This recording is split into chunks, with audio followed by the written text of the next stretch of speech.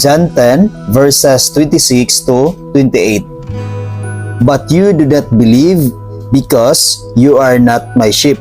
As I said to you, my sheep hear my voice, and I know them, and they follow me. And I give them eternal life, and they shall never perish, neither shall anyone snatch them out of my hand.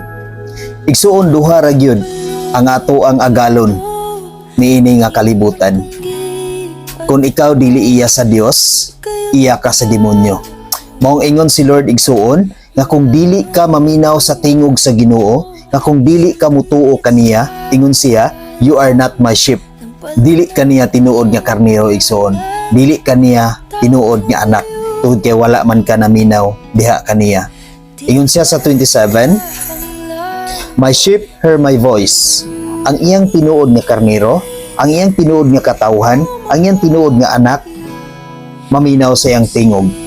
Og nailhan sa Ginoo igsuon. Nakaila ang Dios kanimo igsuon. Nailhan kita sa Dios igsuon. Tungod kay kita ang iyang tinuod nga karnero. Kita ang iyang tinuod nga katawhan.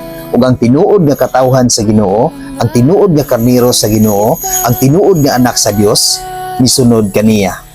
They follow Jesus. They follow God. Mao kanay tinuod nga karnero sa Dios. Kana ganing magbuhi tag hayupan igsuon nga kung atong tawgon ang atong hayupan, kung atong tawgon kana nga klase sa hayop nga atong gibuhi, maminaw man gani kana sa atong tingog, ug nakaila man gani kana kanato. Bisan pa gani ang iro igsuon na kung ato silang gam-an og pangalan, unya ato silang tawgon, ug muduol gayud kanato, magdagan nga muduol kanato kung atong tawgon sa ilang pangalan, ingon ana usab ang Ginoo igsuon nga kung ikaw kanunay nga nagsampit sa Ginoo, kung ikaw sa kanunay nagampo sa Ginoo, sa matag adlaw nagsampit ka sa ngalan sa Ginoo, sa matag adlaw nagpasidungog ka sa Ginoo, sa matag adlaw nagpasalamat ug nagdaig ka sa Ginoo, igsuon ang imong tingog mafamiliar kana sa Ginoo, mailhan kana sa Ginoo igsuon. Tungod kay sa kanunay nagsampit man ka kaniya. Ug ang reward igsuon nga atong ma-receive kung kita sa kanunay maminaw sa tingog sa Ginoo, kung kita sa kanunay musunod sa Ginoo, ingon diri sa verse 28, I will give them eternal life. Mao kanay reward nga ihatag sa Ginoo kanato igsuon. Ihatag niya ang kinabuhing walay katapusan. Mao kanay gipangandoy sa kadaghanan igsuon. Apan lisod kaayo ka ng kabuton. Tungod kay ang makaangkon niya na, kadto lamang tinuod niya nga mga karnero, kadto lamang iyang tinuod nga mga katawhan.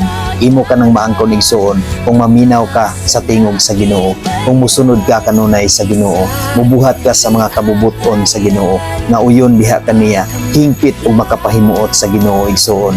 Ug kana nga kinabuhi dili na gyud kana matapos. Tungod kay ang imong kalag makighiusa naman ngadto sa gingharian sa Dios. Ug wala na gayoy makaagaw niya na igsuon. No one can snatch them out. Tungod kay ang imuhang kalag naa naman kanunay sa Ginoo. Ang Ginoo naman ang nagwardya sa atuang kinabuhi. Ang Ginoo naman ang nagwardya sa atong kalag. Siya naman ang naghari kanato. Maong wala nagayoy makaagaw niya na igsuon. Wala nagay makahilabot niya na igsuon. Dili nagay katandog ang demonyo niya na igsuon. Tungod kay ang Dios naman ang naghari sa atong kinabuhi. Maong sa kanunay igsuon, maningkamot gayud kita nga mailhan ug sa kanunay makapahimuot kita sa Ginoo. Maminaw kita kanunay sa iyang tawag ug musunod kita kanunay sa Ginoo. Amen. God bless sa tanan.